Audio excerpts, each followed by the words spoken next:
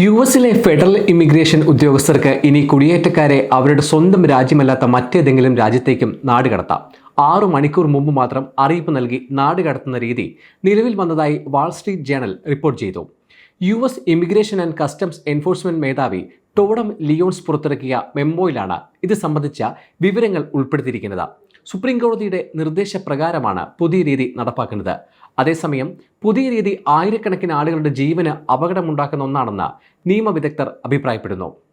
July 9 പുറത്തിറക്കിയ മെമ്മോയിൽ US supreme കോടതിയുടെ പുതിയ ഉത്തരവനുസരിച്ച് ഈ രീതി ഉടനടി നടപ്പാക്കാൻ ഇമിഗ്രേഷൻ ആൻഡ് കസ്റ്റംസ് എൻഫോഴ്സ്മെന്റിന് അനുമതി നൽകിയിട്ടുണ്ടെന്ന് പറയുന്നു.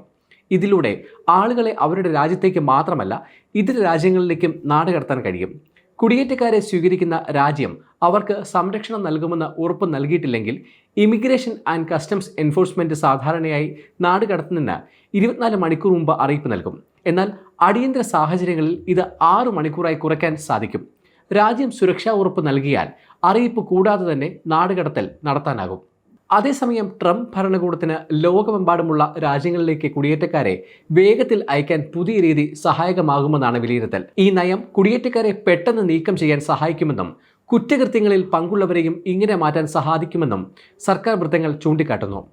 പ്രധാനമായും ഗൗരവമായ കുറ്റകൃത്യങ്ങൾ ചെയ്തവരെയും സ്വന്തം രാജ്യത്തേക്ക് തിരിച്ചയക്കാൻ സാധിക്കാത്തവരെയുമാണ് ഇങ്ങനെ നാടുകടത്തുന്നതെന്ന് യുഎസ് അധികൃതർ പറയുന്നു.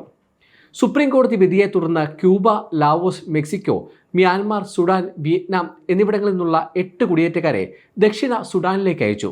യുഎസിൽ മുമ്പും ഇത്തരം നാടുകടത്തലുകൾ നടന്നിട്ടുണ്ടെന്നാണ് അന്താരാഷ്ട്ര വാർത്താ ഏജൻസിയായ റോയിറ്റേഴ്സിന്റെ റിപ്പോർട്ട്. എന്നാൽ ട്രംപിന്റെ ഭരണത്തിൽ ഇത് കൂടുതൽ സാധാരണമാകുമെന്ന് പറയപ്പെടുന്നു. അതേസമയം പുതിയ രീതിയുമായി ബന്ധപ്പെട്ട് ആശങ്കകൾ ഉയരുന്നുണ്ട്. വർഷങ്ങളായി അമേരിക്കയിൽ താമസിക്കുന്ന ജോലിയും കുടുംബവുമുള്ള ആയിരക്കണക്കിന് ആളുകൾക്ക് ഇത് ഭീഷണിയാകാൻ സാധ്യതയുണ്ടെന്നാണ് ആശങ്കകളിലൊന്ന്. ആളുകളെ ഭാഷ പോലും അറിയാത്ത രാജ്യങ്ങളിലേക്ക് അയക്കാൻ സാധ്യതയുണ്ടെന്നും ആശങ്കയുണ്ട്. പുതിയ നിയമത്തെക്കുറിച്ച് വിദഗ്ധരും ആശങ്ക പ്രകടിപ്പിക്കുന്നുണ്ട്. ഈ നയം ആയിരക്കണക്കിന് ആളുകളുടെ ജീവൻ അപകടത്തിലാക്കുന്നതായി National Immigration Litigation Alliance executive director Trina Realmuto പറയുന്നു. ഇത് ശരിവെക്കുന്ന ഒരു വാർത്തയും വാൾസ്ട്രീറ്റ് ജേണൽ റിപ്പോർട്ട് ചെയ്തിട്ടുണ്ട്.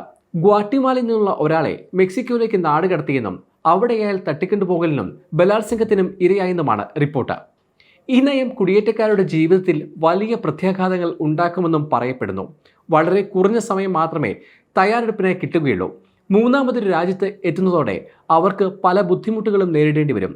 കുടുംബമോ സുഹൃത്തുക്കളോ ഇല്ലാത്ത ഒരു സ്ഥലത്ത് അവർ ഒറ്റപ്പെട്ടു പോകാൻ സാധ്യതയുണ്ടെന്നും പറയപ്പെടുന്നു. അതേസമയം 2025 ജനുവരി മുതൽ അമേരിക്കയിൽ കുടിയേറ്റക്കാരെ വലിയ തോതിൽ നാടുകടത്തുന്നതിനുള്ള ശ്രമങ്ങൾ നടന്നുവരികയാണ്. ഇമിഗ്രേഷൻ ആൻഡ് കസ്റ്റംസ് എൻഫോഴ്സ്മെന്റിനുള്ള അധികാരങ്ങൾ വർദ്ധിപ്പിച്ചാണ് നാടുകടത്തൽ നടപടി. പ്രതിവർഷം 10 ലക്ഷം വരെ ആളുകളെ നാടുകടത്താനാണ് ലക്ഷ്യമിടുന്നത്. ഇത് മുൻ വർഷങ്ങളിൽ ഉണ്ടായിരുന്ന നാടുകടത്തിനേക്കാൾ വളരെ കൂടുതലാണ്. സമയം മലയാളം വാർത്തകൾ ഇനി ടൈംസ് ഓഫ് ഇന്ത്യ സൂപ്പർ ആപ്പിലും. ഇതിനായി പ്ലേ സ്റ്റോറിൽ നിന്നോ ആപ്പ് സ്റ്റോറിൽ നിന്നോ times of India app install ചെയ്യൂ. മലയാളം ഭാഷ തിരഞ്ഞെടുക്കൂ. വാർത്തകൾ ആസ്വദിക്കാം. എല്ലാം ഇനി സമയത്തിൽ.